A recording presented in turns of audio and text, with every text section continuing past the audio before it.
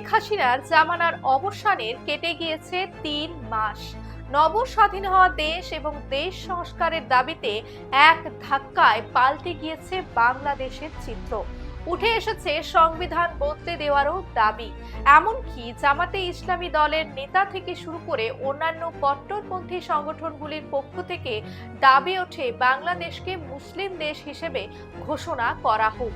Nobel বিজয়ী মোহাম্মদ ইউনূসের নেতৃত্বাধীন বাংলাদেশের অন্তর্বর্তী সরকার দেশের ৯০% মুসলিম জনসংখ্যার কথা উল্লেখ করে বাংলাদেশের সংবিধান থেকে ধর্মনিরপেক্ষতা অপসারণের ওপর জোর দিয়েছে। এতদিন এই দাবি তুলছিল অন্যান্য কট্টরপন্থী সংগঠনগুলি, তবে এবার এই দাবি তুললেন খোদ সেই দেশের অ্যাটর্নি জেনারেল। তার দাবি বাংলাদেশের সংবিধান থেকে ধর্মনিরপেক্ষ শব্দটি বাদ দেওয়া হোক। অ্যাটর্নি জেনারেল মোহাম্মদ আসাদুজ্জামানের মানের যুক্তি, দেশের জনসংখ্যার ৯০% মুসলিম, তাই বাংলাদেশকে মুসলিম দেশ হিসেবেই ঘোষণা করা উচিত।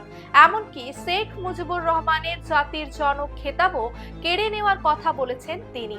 সম্প্রতি বাংলাদেশের সংবিধানের ১৫তম সংশোধনী বৈধতা নিয়ে একটি শুনানি ছিল। বিচারপতি ফারাহ মাহবুব এবং দেবাশিস রায়চৌধুরীর বেঞ্চে এই শুনানি হয়। অ্যাটর্নি জেনারেল বলেন, আগে আল্লাহর উপর অবিচল আস্থা ও বিশ্বাস ছিল। আমি চাই এটা আগের অবস্থায় ফিরে যাক। ২-এর ক অনুচ্ছেদে বলা হয়েছে, রাষ্ট্র সকল ধর্ম পালনের সমান অধিকার ও সমতা নিশ্চিত করবে। আবার ৯ নম্বর ধারায় বাঙালি জাতীয়তাবাদের কথা বলা হয়েছে। এটা পরস্পর বিরোধী।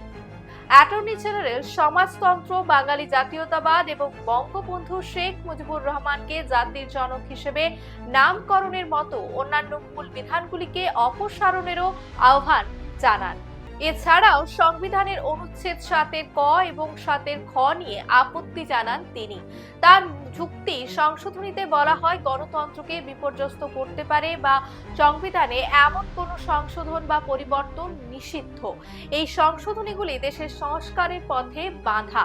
অন্তর্বর্তী সরকারের অ্যাটর্নি জেনারেল আসাদুজ্জামান শাফ জানান, ২-এর ধারার ধর্মনিরপেক্ষ শব্দ রাখার প্রয়োজন নেই, কারণ দেশে ৯০% মুসলিম।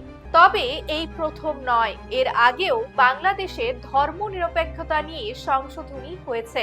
১৯৭২-এ বাংলাদেশের সংবিধানে সংশোধনী এনে ধর্মনিরপেক্ষতা শব্দটি বাদ দিয়ে রাষ্ট্রধর্ম হিসাবে ইসলামকে অন্তর্ভুক্ত করা হয়েছিল।